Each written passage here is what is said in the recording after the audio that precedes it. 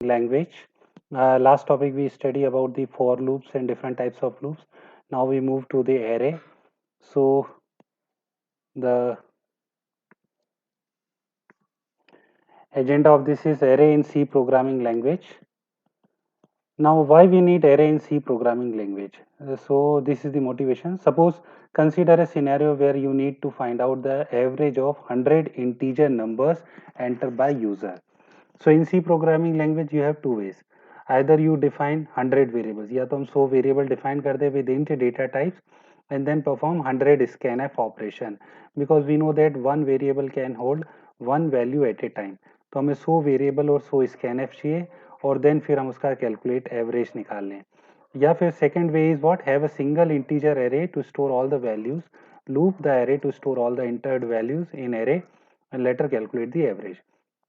सो इसको और मोटिवेशंस में देखें कि if you declare a variable in C programming language to store marks, अगर हम एक इंटीजर s1 लिखते हैं तो now if we want declare variable to store marks of 10 students, we know that at a time one variable can take only one variable. तो अगर 10 student चाहिए तो हमें s1 s2 s3 up to s10 तक variables लेना पड़ेंगे. and if student increases the number of variables are also increases and it is very difficult to manage all students marks because all the variables are independent to each other. हर variable अलग अलग है. Even memory में भी जो allocation होता है वो भी इंडिपेंडेंटली होता है.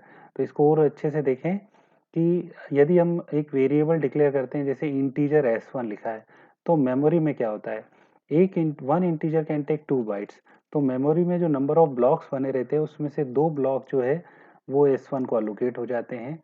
और जब हम m%s1 लिखते हैं तो s1 की जो वैल्यू है वो उन 2 ब्लॉक में चली जाती है ताकि हम वहां से एक्सेस कर सकते हैं.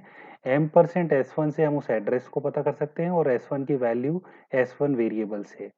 इसी तरह अगर हम if we declare another variable तो जो दूसरा वेरिएबल हम डिक्लेयर करेंगे वो भी ब्लॉक में जो भी वैकेंट पोजीशंस होगी उसके अकॉर्डिंग मिलेगी इसको जगह, वो कहीं भी मिल सकती है. सपोज उसको 1475 176 1476 पे मिली. यहाँ 2 ब्लॉक इसलिए क्योंकि 2 बाइट्स लेता है इंटीजर, तो ये S2 जो है वो यहाँ जाके स्टोर हो जाएगा. तो S1 और S2 की अगर हम इंटरनल मेमोरी लोकेशन भी देखें they are also independent to each other. कोई रिलेशन ही नहीं है ताकि हम उनको आपस में कुछ क्लब करके एक्सेस कर पाए. तो that's why we use the array. तो एरे में क्या होता है, if you declare array variable in C programming language, तो अगर हमने इंटीजर S5 लिया है तो यहाँ पर हमें एक ही वेरिएबल जो है वो डिफरेंट इंडेक्स से अलॉट हो जाए. S0 S1 S2 S3 S4, तो 5 वेरिएबल बन गए. उन सब का नाम S है लेकिन उनके इंडेक्स अलग अलग है. So all variables have same name with different index values, so it is easy to manage and access all 5 variables by single name and different index. We can easy to access by loop. अब यहाँ memory point of view से फिर से देखें हम कि अगर हम S5 करते हैं तो मेमोरी में जो ब्लॉक होते हैं, जैसे अगर S5 है तो S5 का मतलब 5 इंटीजर्स और एक इंटीजर अगर 2 ब्लॉक तो 5 इंटू 2 10, तो 10 ब्लॉक्स जो है वो कंटिन्यूसली हमें अलोकेट होके मिल जाएंगे. So that's why it is also known as continuous memory allocation, consecutive memory allocation. This is the advantage of array. तो यहाँ पर हमें लगातार 10 ब्लॉक मिल गए हैं. 2-2 ब्लॉक में हमारे वेरिएबल्स है और कौन कौन से, जैसे S0 यहाँ आ जाएगा, then S1, then S2, S3 और S4 आ जाएगा. तो इस तरह हम, अच्छा यहाँ पर देखिए S0 से हमने शुरू करा इंडेक्स.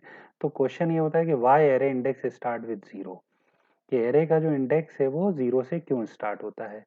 तो यहाँ पर हम देखें कि जब मेमोरी में हम उसको अलोकेट करते हैं तो जो ब्लॉक बनते हैं उन ब्लॉक में जो एड्रेसेस है, जो हमारा s नाम का वेरिएबल है, सिंपल s, वो बेस एड्रेस कहलाता है. And that base address is what, first position. जैसे 1463 से ब्लॉक स्टार्ट हुआ है तो यहाँ पर 1463 पे S0, 1465 पे S1, 1467 पे S2, 1469 पे S3, 1471 पे S4 है. तो base address of S is what 1463 और जो पहला एलिमेंट है S0 वो कहाँ पर है, वो भी S 1463 पे है. तो पहला एलिमेंट के एड्रेस में और बेस एड्रेस में कोई डिफरेंस नहीं है, दोनों सेम है, जीरो डिफरेंस कह सकते हैं. एड्रेस ऑफ सेकेंड एलिमेंट कहाँ पर है 1465, एड्रेस ऑफ थर्ड एलिमेंट कहाँ है 1467 पे. एड्रेस ऑफ फोर्थ एलिमेंट का 1469 से स्टार्ट हो रहा है and address of fifth element 1471। तो अगर हम इन जनरल देखें तो address of ith element is 1463 plus I into two. I यहाँ पर इंडेक्स हो जाएगा और टू हमारा फिक्स है क्योंकि टू बाइट लेता है। तो ये जो आई इंडेक्स है वो 0 से लेकर 4 तक चल रहा है। इसको और डिटेल में देखें कि जब हम base address of S is 1463 है, तो जब पहला एलिमेंट निकालते हैं तो 1463 में हम क्या जोड़े, क्योंकि हमें सिर्फ एक ही एलिमेंट पता रहेगा बेस एड्रेस दैट इज 1463, बाकी हमें कैलकुलेट करने। तो 1463 में हम जीरो ऐड करें तो that is the address of first element और इसको हम 2 इंटू जीरो लिख सकते हैं। फिर दूसरे एड्रेस ऑफ सेकेंड एलिमेंट को 1465 को हम 1463 plus two into one, 1463 plus two into two, 1463 plus two into three, 1463 plus two into four. तो address of ith element is what, base address plus number of bytes into I. और अगर हम इस आई को देखें यहाँ पर ध्यान से, तो ये आई जो है वो 0 से लेके 4 तक चलता है। क्यों चल रहा है, क्योंकि फर्स्ट एलिमेंट का एड्रेस और बेस एड्रेस दोनों सेम है और ये बेस एड्रेस से ही एसोसिएट है। तो that's why array index is always start from 0 to n-1। तो यहाँ कहाँ 0 से 4 तक चालू हो रहा है। तो बेस एड्रेस कहाँ से स्टार्ट होगा, 1463 से, इंडेक्स 0 टू n-1। यहाँ पर एक छोटा सा एग्जांपल करके देखें। यहाँ पर हम s5 नाम का वेरिएबल लें और यूजर से 5 वैल्यू एंटर कराएं। वैल्यू रीड करने के लिए हमें हमेशा फॉर लूप की जरूरत पड़ेगी। स्कैनएफ कराएं, स्कैनएफ बिल्कुल वैसे ही रहेगा, लेकिन अब यहाँ पर हमेशा इंडेक्स एरे के नाम के साथ में आपको उसका इंडेक्स या सफिक्स देना पड़ेगा। जैसे आई हमारा है 0 से लेके 5, तो ये पांचों वैल्यू S0 में, फिर S1, S2, S3, S4 में वैल्यू चले आएगी और देन फिर उसके बाद हम उनको वापस प्रिंट कर लेंगे। ये प्रिंट करके भी देख ली। तो यहाँ पर हम वैल्यू को रीड कर सकते हैं और प्रिंट कर सकते हैं। या एक और चीज करके देखते हैं हम कि एक्चुअल में वैल्यू कहाँ पर स्टोर होती है वो भी हम देखें। तो यहाँ पर हम प्रिंट कराते समय m% लगा देते हैं। अभी भी हमने m% नहीं लगाया था, लेकिन यहाँ पर हम m% लगा देते हैं और ये परसेंट यू फॉर अनसाइंड होता है, पॉजिटिव नंबर। तो देखें ये क्या रिटर्न करता है, ये तो वैल्यू रिटर्न कर ही रहा है, पर ये दूसरा वाला प्रिंट एफ क्या रिटर्न करता है इसको देखें। तो ये प्रोग्राम को जब हम रन करेंगे तो देखिए इंटर वैल्यू, हमने 1 से लेकर 5 तक वैल्यू तो प्रिंट हो गई, लेकिन ये बाद में जो है ये देखिए क्या रिटर्न कर रहा है, उनके एड्रेस। और इन एड्रेस को देखकर आपको ऑटोमेटिकली पता चल जाएगा कि what is consecutive memory location.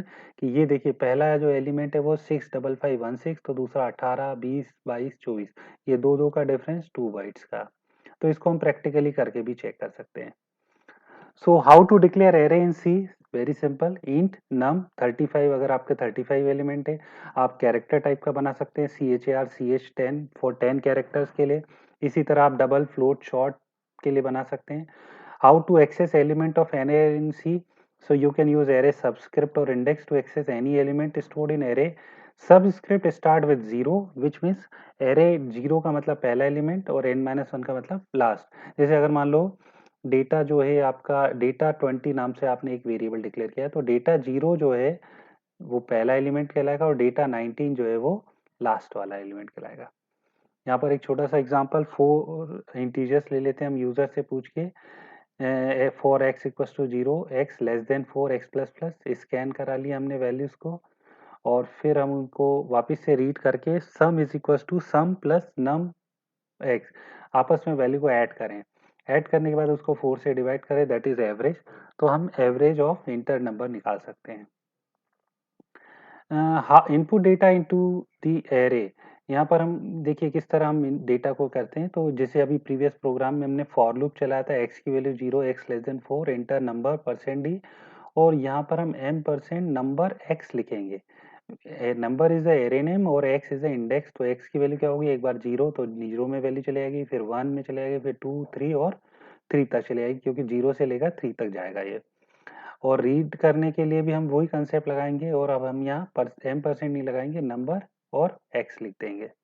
तो इस तरह हम वैल्यूज को रीड कर सकते हैं और इनपुट भी ले सकते हैं। An array is a collection of data items, all of the same types accessed using a common name. This is the definition.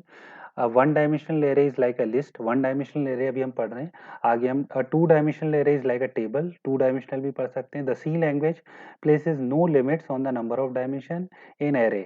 Through specific implementation में आप कितने डायमेंशन बना सकते हैं, depends on implementation. Some text refer to one dimensional array is vector, two dimensional को matrix बोलते हैं, और जनरली एरे यूज करते हैं फॉर अदर डायमेंशन.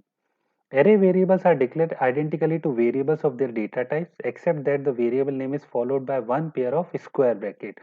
आपको square bracket में ही उसको declare करना है.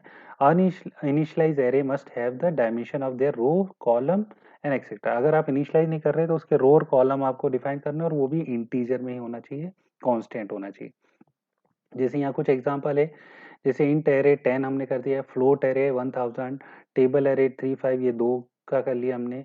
या फिर हम हैश डिफाइन के थ्रू यूजर से कांस्टेंट वैल्यू ले लें और वो यहाँ पर डिफाइन कर दें कांस्टेंट, तो भी चल जाएगा. Array may be initialized when they are declared just as any other variable. Place the initialized data in curly braces. आप initialize भी कर सकते हैं by curly braces. An array may be partially initialized by providing fewer data items. ऐसा जरूर नहीं कि आप सारे डेटा आइटम्स को इनिशियलाइज करें. आपने दो डेटा भी इनिशियलाइज कर दिए and you mention the size. Suppose you mention the size 10 and initialize only 2 data, so remaining 8 जो डेटा है वो ऑटोमेटिकली 0 इनिशियलाइज हो जाएंगे. If an array is to be completely initialize the dimension of the array is not required. और अगर आप पूरे 10 element कर रहे हैं तो आप डायमेंशन मेंशन नहीं भी करेंगे तो वो अपने आप वहां से रिकॉग्नाइज कर लेगा. इंट एरे जैसे यहाँ 6 लिया है हमने, 6 एलिमेंट डिफाइन कर दिए. फ्लोट एरे में 100 में हमने कुछ एलिमेंट डिफाइन किए और बाकी अपने आप 0 हो जाएंगे. Elements of an array are accessed by specifying the index of the desired elements within square bracket after the array name.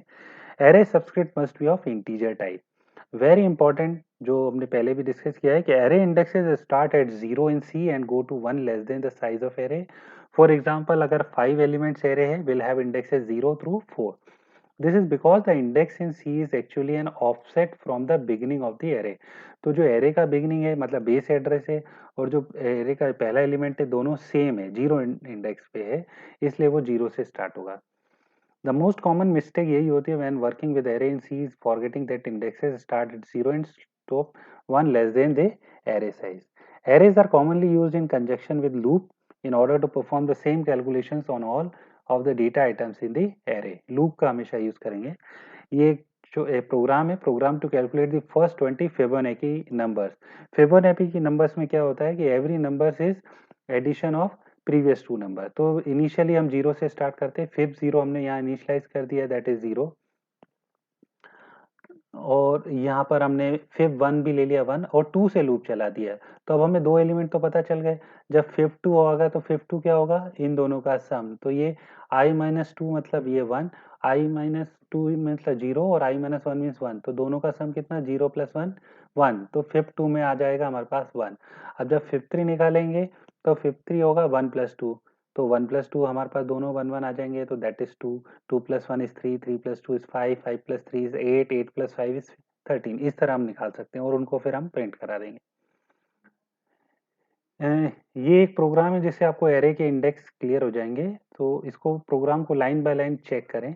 सबसे पहले हम वॉइड में इंट नंबर 10 नंबर का एक एरे हमने डिक्लेयर किया है और इंडेक्स की वैल्यू 2 है और आई. तो सबसे पहले हम 0 से लेकर 10, इंडेक्स कहाँ से स्टार्ट होगा, 0 टू n माइनस 1. तो 0 से 10 तक हमने लूप चलाया और नंबर्स यूजर से नहीं पूछे हमने, यहाँ पर एक फॉर्मूला लगा दिया, that is what, number i is equal to i into 10.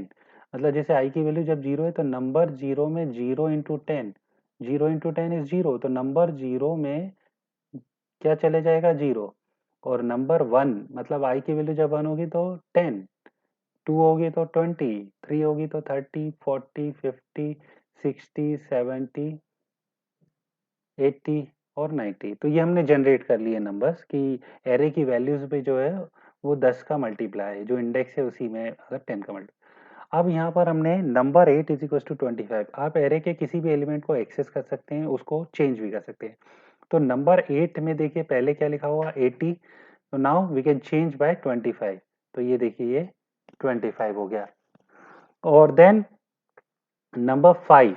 अब नंबर 5 में क्या करा हमने, number 9, we read the number 9 and then divided by 3. तो number 9 is what, 90. 90 divided by 3, 90 divided by 3 is what, 30.